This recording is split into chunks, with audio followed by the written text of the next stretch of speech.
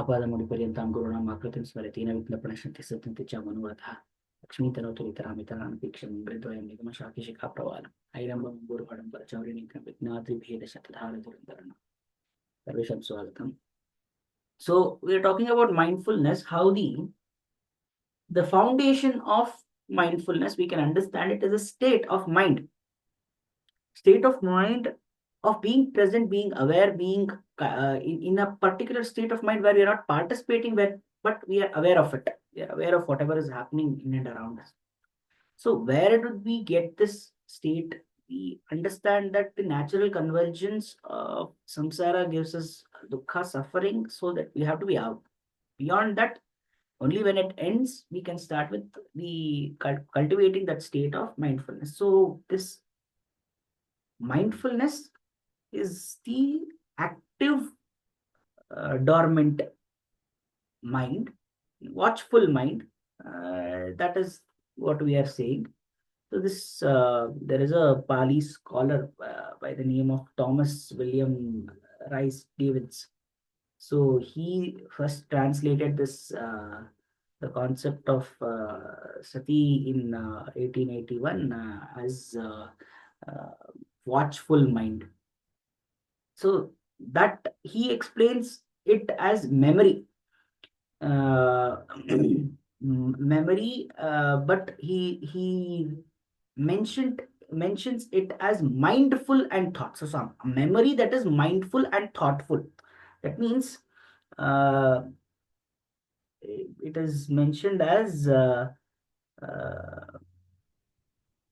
sato sampajnana, which is a state of memory that can be evoked when there are stimulus, when it is required, but not necessarily actively in the state that it is not going to come into the forefront immediately. That is, it is not going to invoke that memory immediately, but that samskaras, it is going to be there where there is a sense of familiarity, we can say. Sometimes we have this where we start learning something new and we feel it's extremely easy. The reason why we are trying to do that is because we are being mindful when we are trying to practice it. Maybe there is some smriti related to that is coming and trying to help us give a sense of familiarity over that. Maybe it is not totally related or something related to it, maybe. But that sense, that is what makes us comfortable with the challenges, the upcoming audience. So that constant presence of mind, that is what enables us to think aside from, I'm facing some problem over there. When I get that sense that okay, this is something doable, then I try to think about something creative way to get out of it. So that presence of mind, what is required, that state where I can bring about that prajna. So that is mindfulness over there. It is a constant presence of mind. So there we talked about how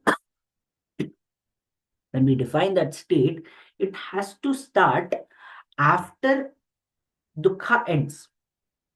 How do we begin it is the most approved ways to cultivate mindfulness is through Ashtanga Yoga, because it involves all the different aspects also, because we include external as well as internal changes for this. So when we talk about external, we are strictly trying to condition our body. So there we are trying to look at pranayama. We are trying to look at asana, that is disciplining one's own body first. Physically, we have to, because our physicality actually tries to distract us at many times. So that and pranayama, and yes, it is it is an accepted fact that we can control our mind through physical exertion also. So that, and then when we start with pranayama. When we start with asana first, when we start with asana, then we get a hold over our pranavaya. That is the prana ayama, that is control of breath. When we are able to control that, then we reach pratyahara, that is withdrawal of senses. When we reach pratyahara, then we can emphasize on yamas and niyamas. Yamas are restraints.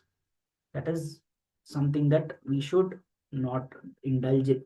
That is uh, ahimsa. We have to always practice ahimsa, satya, asteya, brahmacharya, um, uh, uh, more like this. There are five building blocks of this, and then there are niyamas. Again, that is also shaucha, that is internal, tapas, etc., swadhyaya, all those things.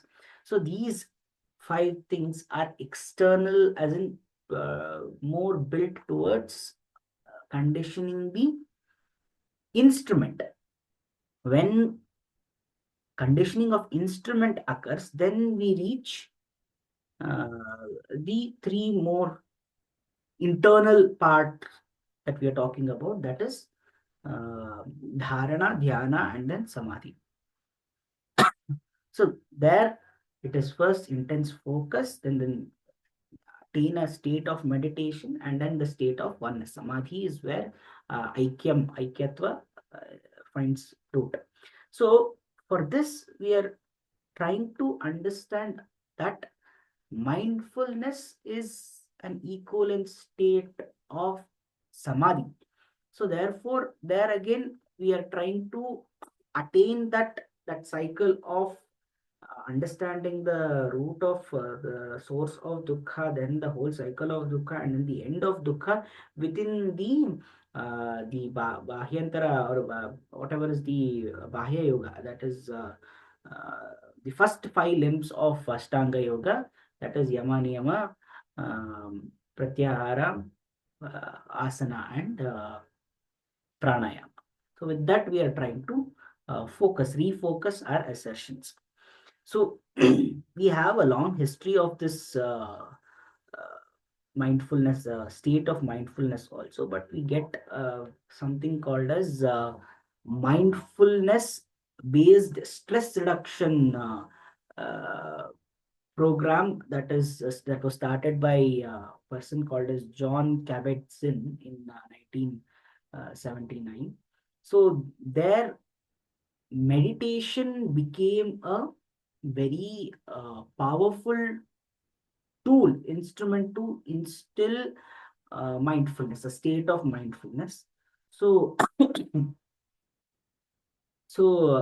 this application has been very widely looked into, and therefore it has been a part of it. uh, what we will do is we will try to cultivate this in the next session, where we'll have a small meditative session, or rather we can do it with this. Okay, next session we'll continue with mindfulness, a little more information about this, because we'll have to come across Omkara Japa also. So when we do that, we can have practical sessions, I suppose. So with this, we will conclude the session for the day. स्वस्ति प्रजाभ्यः प्रतिपालयन्तां न्यायेन मार्गेण महीं महिषा गोब्राह्मणेभ्यो शुभमस्तु नित्यं लोकाः समस्ताः सुखिनो भवन्तु कायेन वाचा मनसेन्द्रियैर्वा बुद्ध्यात्मना वा प्रकृते स्वभावात् करोमि यद्यत् सकलं परस्मै नारायणाय इति समर्पयामि।